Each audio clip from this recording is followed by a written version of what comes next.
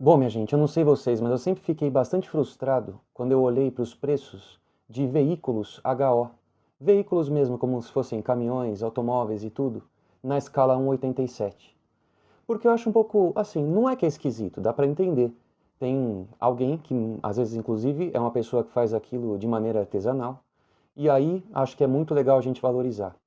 Mas muitas vezes também a gente encontra kits que vêm de fora, ou melhor, né, miniaturas que vêm de fora, e o preço fica muito alto. Às vezes a gente quer um modelo que a gente veja aqui no Brasil e ou não existe, ou a gente encontra às vezes num preço muito alto. Bom, diante de tudo isso, a gente vê modelos em resina, a gente também vê coisas fabricadas efetivamente, que são em metal e tudo. Mas aí eu sempre fiquei pensando, poxa, se um ferro modelo pode custar 300, 400 reais, uma locomotiva, e é uma porcentagem grande disso o preço de um veículo em HO. Às vezes 100 reais, às vezes até mais, dependendo do que você está procurando.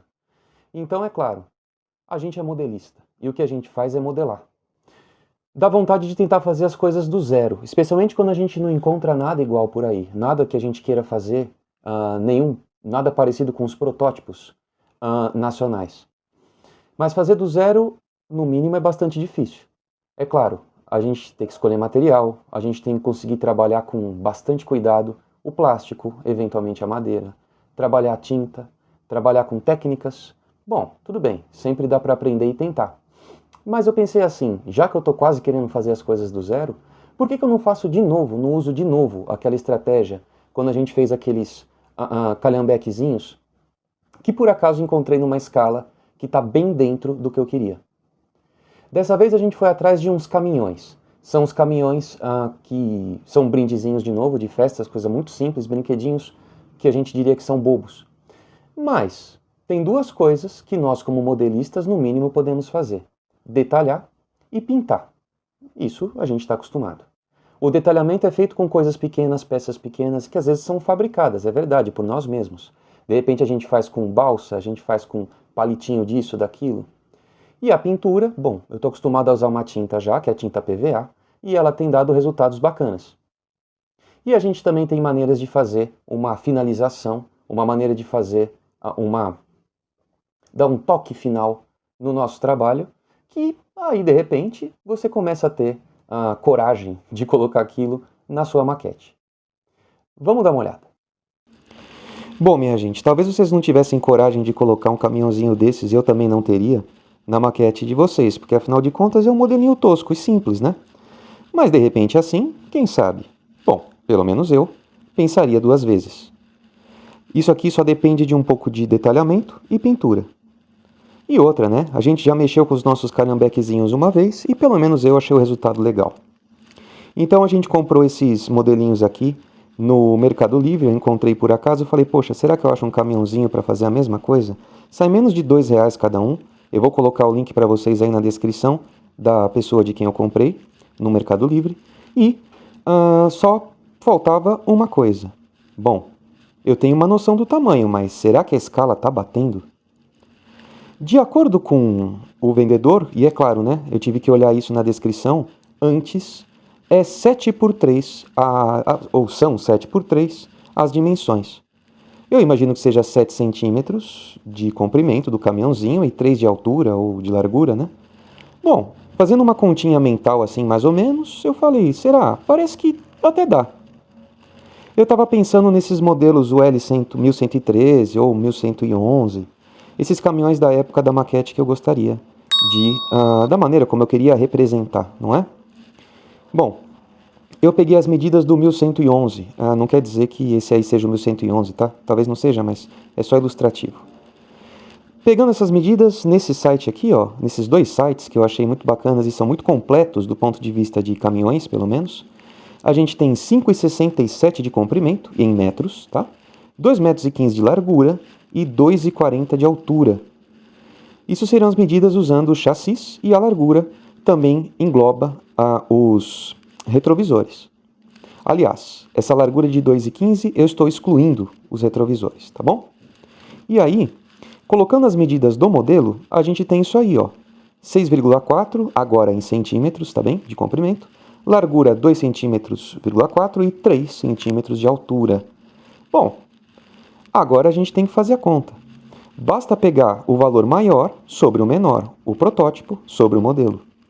Só que a unidade de medida tem que ser exatamente a mesma. Então, agora está tudo em centímetros, tá? O comprimento acabou ficando 88,6 para 1. Deveria ser 87 para 1, né? A largura 89,6 para 1 e a altura 80 para 1. Bom, para quem estava buscando 87, isso não é nada mal, especialmente o negócio comprado assim aleatoriamente. O comprimento e a largura estão muito bons. A altura que está com o modelo é um pouquinho mais alto do que deveria, mas a gente também, bom, eu não ligo, a gente não pode esquecer que a própria Fratesc faz uma G12, por exemplo, que é bem mais alta do que deveria. E mesmo assim a gente usa, pelo menos para mim, tá tudo bem. Então, eu aceitei como algo que pode ser trabalhado. O que resta fazer? Bom, como a gente já tem as medidas e, pelo menos eu concordo que está funcionando bem, eu estou pensando agora no que eu vou fazer de decoração, detalhamento, não é? E pintura. Para isso, a gente começou pensando na parte da frente, na frente do caminhão.